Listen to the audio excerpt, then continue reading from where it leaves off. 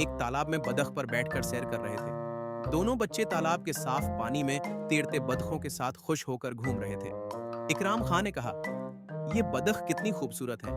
उनके साथ सैर करना बहुत मजे का है। ईसा खान ने मुस्कुराकर जवाब दिया, हाँ, और हम उस मौके हैं से भरपूर फायदा उठा रहे हैं। इसी दौरान दूसरी तरफ से एहसान खां और अकराश खां कश्ती लेकर आ गए। अकराश खां ने आवाज दी, अकराम खां, ईसा खां, हमें भी देखो, हम कश्ती लेकर आए हैं, आओ हमारे साथ सैर करो। एहसान खां हंसते हुए कहने लगा, हमने सोचा कि कश्ती से तालाब का दौरा किया जाए, ये और भी मजेदार होगा। इकराम खां और ईसा खां खुश हो गए और बतखों से अलग होकर कश्ती में सवार हो गए।